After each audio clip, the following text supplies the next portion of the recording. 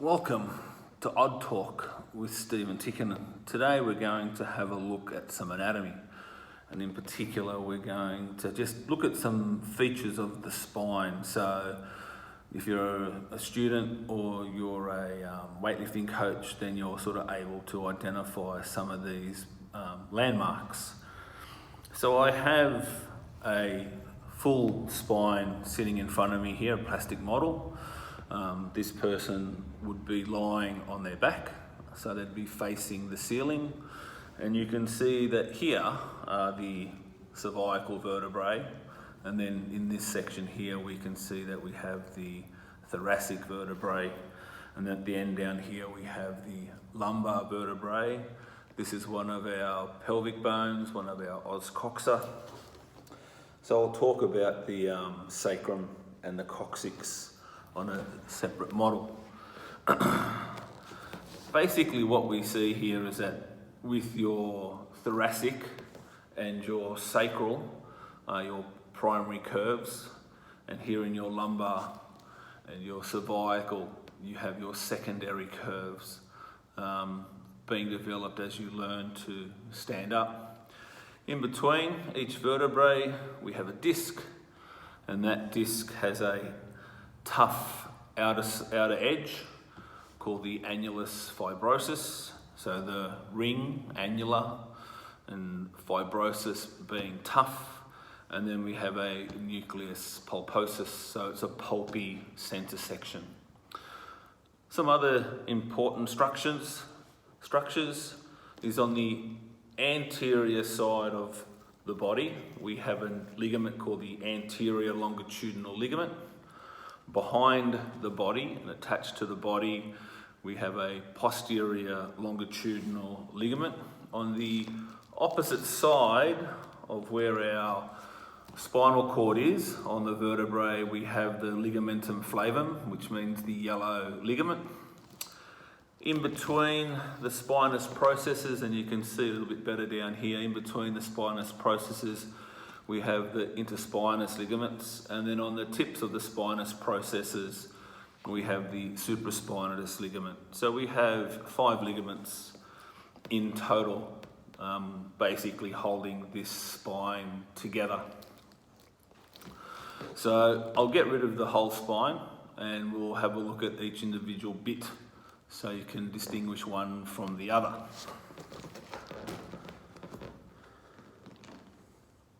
So the first one that I bring up, this is a typical cervical vertebrae. If you can see it there, it has 3 foramen. So it has a vertebral foramen through the middle, and then it has a transverse foramen on this side and a transverse foramen on that side. So all cervical vertebrae have that.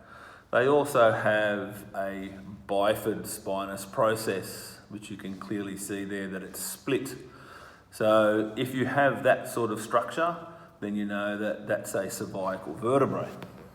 However, we have 3 special types of cervical vertebrae, and this is the first one. This is C1, or the atlas. So you can see it has a very large vertebral foramen, and you can see that it clearly has the transverse foramen, but it has no body, okay? It has a small bifid spinous process on the end there.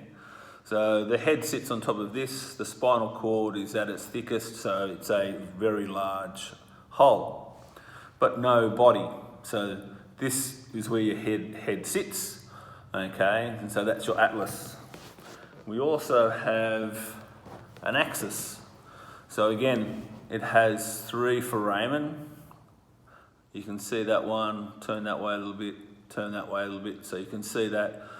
But it's got a slightly bifid spinous process, but the big feature is this thing here called the dens, or the odontoid process, which essentially sits as the body, potentially, for the atlas. So the atlas sits on top of there, and that will allow rotation, okay? So your dens or odontoid process, again, a very distinguishing feature of C2, the axis. You also have at the base of your neck your C7, which is vertebral prominens, the prominent vertebrae. So don't ever put a bar when you're back squatting onto that.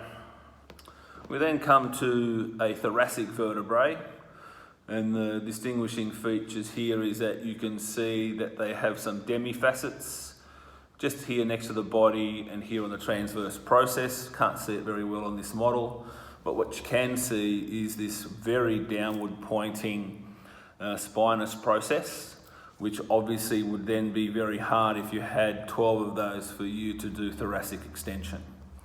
So, and a very round vertebral foramen.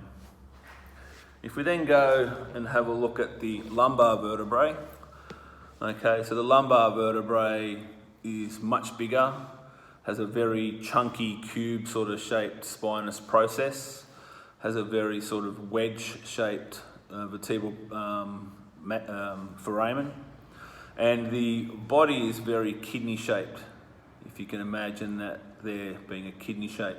So remembering that your spinal cord ends at roughly T12 L1, and then it becomes the cauda equina, which is all the individual fibers, so the horse's tail. Okay, so that's your lumbar vertebrae.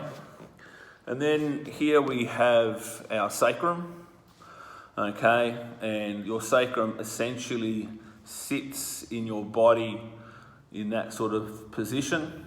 So you can see it doesn't sit like this, it sort of sits like this.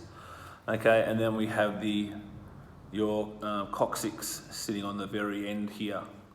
Okay, so hopefully that's some basic anatomy to help you understand how your spine is constructed and some of the bony landmarks to distinguish each of the sections of the spine. So remember, 7 o'clock for lunch, 7 o'clock for breakfast for your cervical, because you've got 7 cervical vertebrae. 12 o'clock for lunch, because you've got 12 thoracic vertebrae. 5 o'clock for dinner, because you've got 5 lumbar vertebrae. And then as an adult, you have 1 sacrum and 1 coccyx. So I hope to see you next time. Remember, if you've got any questions, and I will be answering some questions in some later casts, remember, email to coach@oddsocks.com.au, and I'll see you next time. Bye.